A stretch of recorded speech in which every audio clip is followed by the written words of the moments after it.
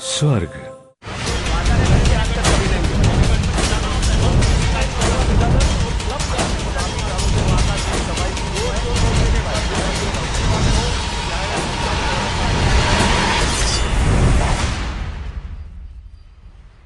मुंबई महापालिका के चुनाव का प्रचार जोरों पर है और इस वक्त हमारे साथ है समाजवादी पार्टी के अध्यक्ष अबू आजमी जी। आजमी जी, समय मुंबई के विशेष कार्यक्रम महासंग्राम में आपका स्वागत है। बहुत बहुत धन्यवाद आपका जी। सबसे पहले तो मैं ये आपको पूछना चाहूंगा कि किस तरह से आप इस तरह से इतनी रैलियां कर चुके हैं, फिलहाल आप कुछ दिन अभी भी प्रचार के लिए बाकी है, किस तरह का माहौल आप समाजवादी पार्टी के लिए देखते हैं? देखिए, माहौल बहुत अच्छा है। मैं कहूँगा तो आप कहेंगे भाई हर राजनीतिक नेता अपनी पार्टी की बड़ाई करता है, लेकिन मैं अब की बार देख रहा हूँ कि शायद इतना ज़्यादा सपोर्ट, इतना ज़्यादा जन समूह समाजवादी पार्टी के साथ है, शायद मैंने इसके पहले कभी मुंबई और महाराष्ट्र में नहीं देखा था।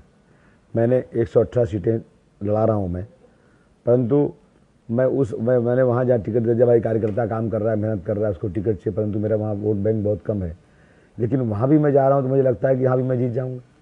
इस तरह मैं जोड़ता हूँ तो मुझे लगता है मैं बहुत सारी सीटें जीत जाऊँगा। मेरा टेम्पो हाई है। लेकिन जिस तरह से देखा जाए तो हर एक पार्टी में बगावत खोर ज़्यादा बढ़ गए हैं। ये जो कार्यकर्ताओं की जो महत्वाकांक्षा है, आगे बढ़ने की जो मंशा रखते हैं कार्यकर्ता, आपकी पार्टी में भी शायद कुछ ऐसे बगावती लोग हैं, तो उससे किस तरह से आप निपटने की कोशिश करें कि प्रचार के दौरान आप उनसे किस तरह से बात करते हैं और कार्यकर्ताओं से कैसा मेलजोल है? देखिए, जो कार्यकर्ता, हर कार्यकर्ता को टिकट मांगने का हक है। बहुत से कार्यकर्ता बेचारे बहुत मेहनत करते हैं, पार्टी के लिए सड़क पर आंदोलन करते हैं, पुलिस की मार खाते हैं, जेल जाते हैं, पार्टी के लिए झंडा लगाते हैं, गरीब हैं, परंतु जीत नहीं सकते। आज माहौल ये है कि संगठन चलाना एक अलग बात है और इलेक्शन में जीतना एक अलग बात है। ये मेरे लिए नहीं, सारी पार्टियों के लिए।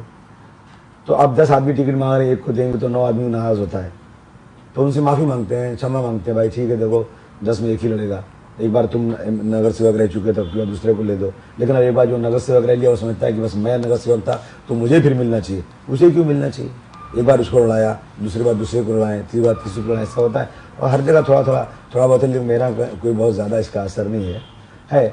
देखिए, आम जनता का सपोर्ट, कार्यकर्ता कितने हैं? कार्यकर्ता 10, 20, 100, 50, 200, 400। जनता ये देख रही है कि हम लोग ईमानदारी से काम करना चाहते हैं। मैं आपको बताऊं कि मैं राजनीति पैसे कमाने के लिए नहीं करता और मैं 1 रुपया लेता भी नहीं किसी से। मैं अपने पैसे, कमाए हुए पैसे अपने कारोबार, बिजनेस से, और मुझे कोई पैसे कमाने की लालच नहीं है। मैं उससे समाज के दबे कुछ लोगों को लड़ाई लड़ रहा हूँ। मेरा वोट बैंक बिल्डिंग में नहीं है, मेरा वोट बैंक झोपड़पट्टी में है, सड़क पर सब्जी बेचने वाला है, टैक्सी चलाने वाला है, जो गांव से बेचारा अपना सब कुछ छोड़ करके 20 बच्चों को पालने मुंबई में आया है, अपमानित हो रहा है, वो मेरा वोट बैंक है। तो मुझे मेरा वोट बैंक, मैं टिकट किसी को दूं और मेरे सामने और कोई भी खड़ा हो जाए मेरे वोट काटने के लिए, पार्टी कार्यकर्ता, तो मुझे कोई ज़्यादा फर्क पड़ने वाला नहीं। एक बात ऐसी है कि बीएमसी में 16 साल से शिवसेना बीजेपी की सरकार है और राज्य में कांग्रेस सरकार चला रही है, तो कहीं ना कहीं हर कोई है जो बीएमसी में शिवसेना को, बीजेपी को टारगेट करने की कोशिश करता है, लेकिन आपकी पार्टी की अगर बात करें तो लोग आपकी पार्टी को वोट क्यों दे? किस तरह से आप पिछले 5 साल में काम किए? बहुत अच्छा सवाल किया आपने मुझसे। देखिए, मैं चुनकर आया हूँ मानपुर शिवाजी नगर से।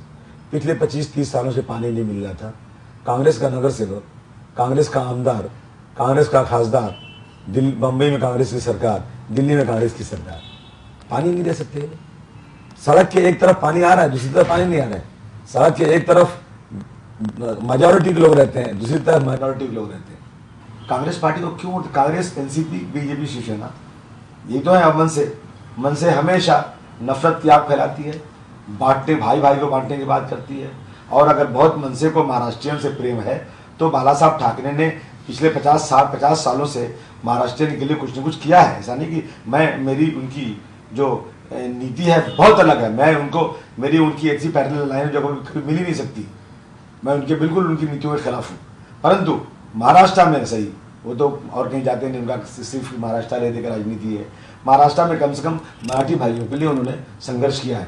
अगर राज ठाकरे भी संघर्ष करना चाहते थे तो 1-1-2 होता है, इन्होंने उसको तोड़ करके टुकड़े कर दिया, आधा इधर आधा उधर कर दिया।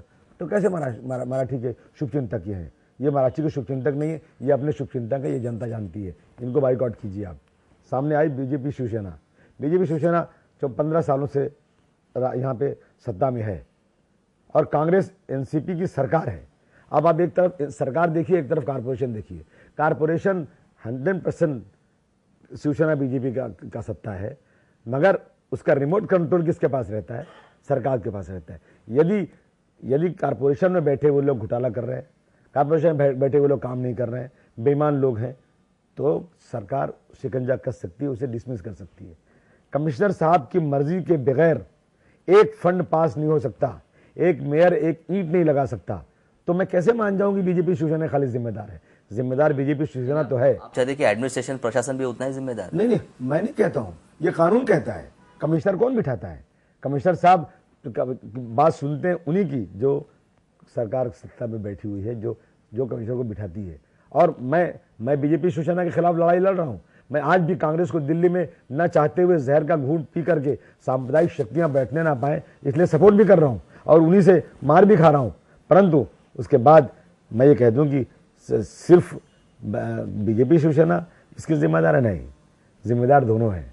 अगर कहीं ना कहीं मुंबई में डेवलप नहीं हुआ है, मुंबई में एक तरफ मुस्कुराता हुआ, हंसता हुआ, खिलखिलाता हुआ मुंबई है, तो दूसरी तरफ झोपड़पट्टी में रहने वाला, रोता हुआ, सिसकता हुआ मुंबई है, जो एक एक बूंद पानी के लिए तरस रहा है। एक तरफ लोग बिस्लरी वाटर जाकर पीते हैं, एक बाटली पानी 5 स्टार होटल में 200 रुपये का मिलता है, और दूसरी तरफ बेचारे लोग गंदा पानी पीते हैं, जिसके पीने से उन बेचारे बीमार हो जाते हैं, और दवा भी नहीं मिलती, अस्पताल भी नहीं है, म्यूनिसिपैलिटी का स्कूल भी नहीं है, सड़क भी नहीं है, हालत बहुत ख़राब है।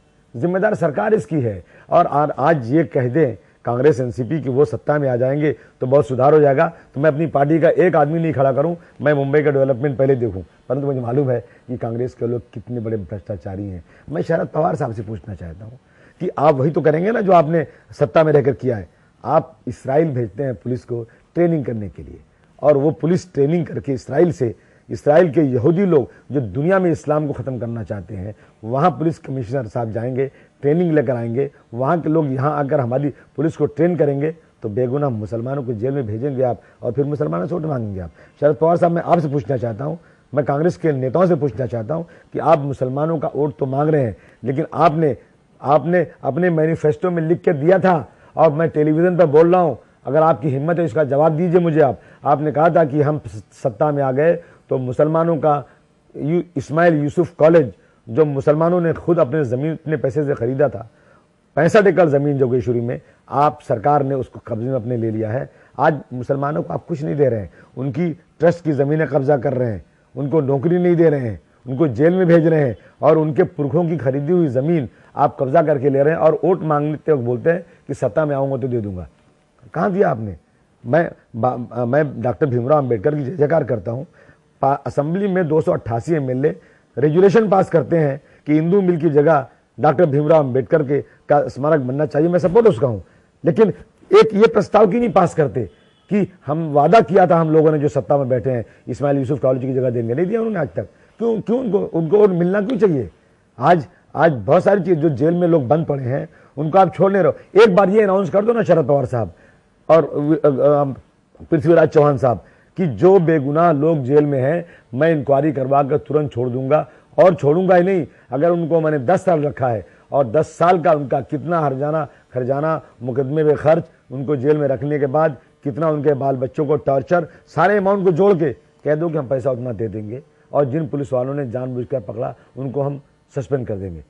ये कोई नाम नहीं हुआ, ये कोई ये भी नहीं हुआ कि तुष्टिकरण भी नहीं हुआ। ये तो आपने जो उनका लिया है वही दे रहे हो आप, वो भी आप नहीं कर रहे हो, फिर मुसलमानों को वोट मांग रहे हो। ये चाहे पानी का मसला हो, चाहे स्कूल का मसला हो, चाहे इंसाफ का मसला हो, हर जगह कांग्रेस पार्टी एनसीपी जो सत्ता में बैठी हुई है उसने मुसलमानों के साथ खुलकर बेईमानी किया है।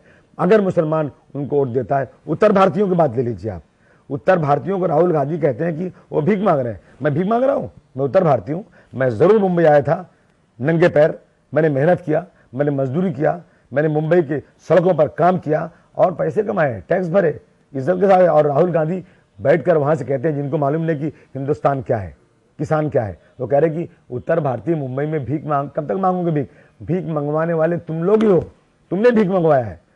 तुम जब यहाँ महाराष्ट्र में कोकन के अंदर जब गोली चलती है किसानों के ऊपर तो तुम नहीं आते, और तुम उत्तर प्रदेश में नौटंकी कर रहे हो, नोएडा में गोली चली तो वहां जाते हो। ये बेवकूफ़ बनाने की बातें बंद करो।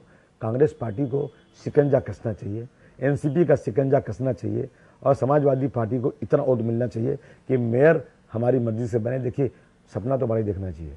गांधी जी ने कहा है सपना बड़ा देखो, और मैं भी इस महाराष्ट्र का मुख्यमंत्री बनना चाहता हूँ। ठीक है, मेरे पास आज शक्ति नहीं है। जब बीजेपी 2 सीट जीत करके दिल्ली की गद्दी पर बैठ सकती है तो मैं इस देश के अंदर क्यों नहीं बड़ी कुर्सी पर बैठ सकता। ये मेरा संघर्ष है। 1 लाख किलोमीटर चलना है तो पहला कदम तो उठाना पड़ेगा। मैं संघर्ष कर रहा हूँ और ये करता रहूँगा। मुझे मालूम है कि मेरा उत्तर भारतीय जो अपमानित हो रहा है वो मुझे ज़रूर वोट देगा। मेरा मुसलमान समाज का दबा कुचला जो अपमानित हो रहा है मुझे ज़रूर देगा। वो मराठी भाई जिसकी टैक्सियाँ तोड़ी गई हैं, वो मराठी भाई जो नासिक में मनसे के द्वारा मारा गया, तो क्या वो नहीं देख रहा है कि मैं मराठियों के लिए भी मर रहा हूँ। मैंने कभी भी हिंदू, मुस्लिम, मराठी और उत्तर भारतीय नहीं किया है। देख सकते हैं कि किस तरह से अब आजमी जी शिवसेना बीजेपी के साथ कांग्रेस और राष्ट्रवादी कांग्रेस को भी कटघरे में खड़ा कर रहे हैं। आजमी जी के साथ मुलाकात इस तरह से जारी रहेगी। मिलते हैं एक छोटे से ब्रेक के बाद।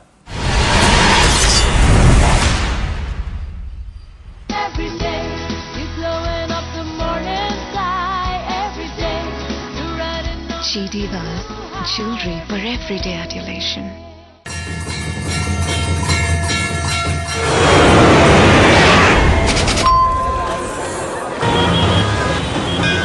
My husband is missing. आपका नाम?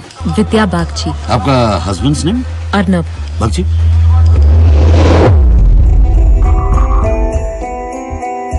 इधर आ. मेरे साथ यही रहते हैं। अर्नब बागची का नाम को भी नहीं। अर्नब बागची नहीं था।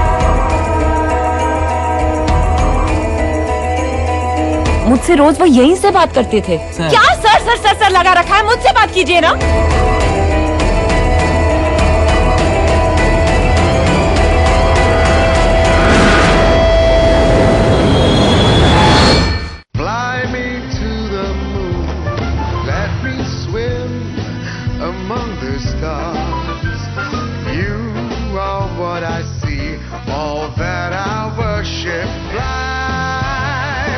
North Eye, live closer to the moon. Supertech, yours for life. 24 carat शुद्ध सोने से बनी फॉर्मिंग ज्वेलरी स्वर्ग।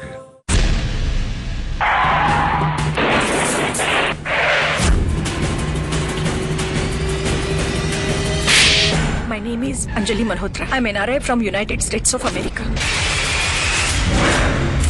पैसा उगने वाला पेड़ होता तो अच्छा। पैसा उगने वाला पेड़ ही चाहिए क्या? जब घर में पड़ा है सोना, महापुरम गोल्ड लोन, अब लाइफ बनाए और आसान। व्यापार में हो रहा नुकसान, कर्ज ने किया बेहाल, नौकरी के लिए है भटकाव, हर समस्या का निराकरण, स्वर्ण स्पर्श के भाग्य रत्न, 50% की छूट और साथ ही ज्योतिष की मुफ्त सलाह। 30 दिन में फर्क ना पड़ने पर 100% पैसे वापस। आज ही संपर्क करें।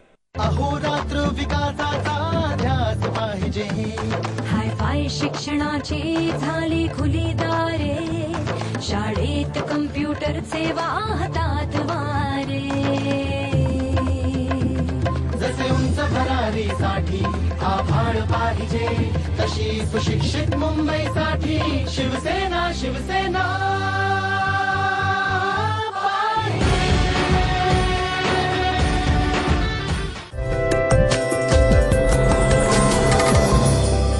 24 कैरेट शुद्ध सोने से बनी फॉर्मिंग ज्वेलरी स्वर्ग।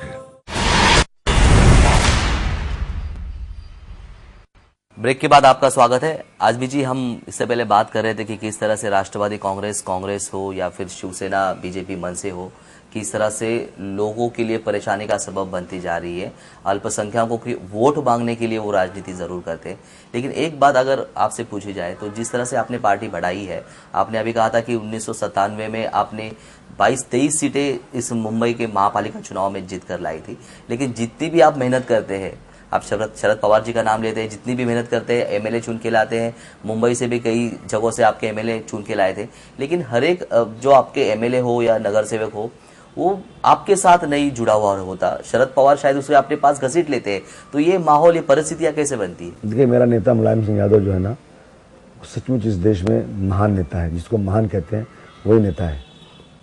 चप्पल पहने हुए, धोती कुर्ता पहने हुए किसान का बेटा, उसके विचार बहुत ऊंचे हैं जब 95 में इलेक्शन हुआ और बीजेपी शिवसेना ताकत में आ गई तो शरद पवार साहब मुलायम सिंह यादव जी के पास गए। उन्होंने कहा कि हमें बीजेपी शिवसेना को रोकना है और मुलायम सिंह जी ने मुझे मजबूर किया, मैं उनके साथ गया। तो मैंने अपने एमएलए उनको सपोर्ट में इलेक्शन लड़ा और हम मंत्रिमंडल में शामिल हुए। तो हमारे एमएलए बेचारे, उनका कद छोटा था, उनको लगा कि महाराष्ट्र में मराठी राजनीति, शरद पवार मराठा, शरद पवार साहब की सत्ता, तो बेचारे मेरा साथ छोड़ के चले गए। मैं एक्टिव पॉलिटिक्स में नहीं था। उसके बाद मैंने सोचा नहीं, अब मुझे अपने हाथ में लेना पड़ेगा। अब नहीं, अब नहीं कोई भाग रहा है। और आप ये कहेंगे भाग जाते हैं, मैं पूछूंगा नारायण राणे साहब कहाँ थे? बाला साहब ठाकरे ने बड़ा किया, आज वो उनको गाली दे रहे हैं और वो जो है आज सोनिया गांधी की गोद में बैठे हुए हैं। आज वो जो बिहार से चलकर यहाँ आए थे संजय निरुपम साहब, अखबार में काम करते थे, बाला साहब ठाकरे की मेहरबानी पर वो बने थे, MP बने थे और उत्तर भारतीय मारा जा रहा था, फिर भी पार्लियामेंट में मेरे सामने वो बाला साहब की जय जयकार कर रहे थे कि अगर उत्तर भारतीय मारा गया तो कोई बात नहीं, क्योंकि मेरे पिता समान है बाला साहब ठाकरे। लेकिन आज उनको गाली दे रहे हैं, छोड़ के सोनिया गांधी, जिसको बार गल बोलते थे, उसके साथ गोद में बैठे हुए हैं। तो देखिए, ये तो पार्टियां कर रही हैं, ये कुछ लोग करते हैं, लेकिन मैं नहीं कर सकता। ये मुझे प्राइम मिनिस्टर बना देंगे और कहेंगे मुलायम सिंह यादव को छोड़ के चले आओ, तो मैं नहीं जाऊँगा, क्योंकि मैं विचारों से जुड़ा हुआ आदमी हूँ। इसलिए मैं इनके साथ हूँ, मुलायम सिंह यादव जी के साथ में, और मुझे पूरा भरोसा है कि आएगा कोई जाएगा, उससे कोई अंतर नहीं, कोई फर्क नहीं। मेरे विचारों को लोग जानते हैं और अब मैंने बहुत सोच समझ के टिकट दिया आपकी बार, और इस कुछ लोग नाराज हैं, लेकिन मैंने ऐसे चेहरे लाए हैं कि जो मर जाएंगे लेकिन बेईमानी नहीं करेंगे।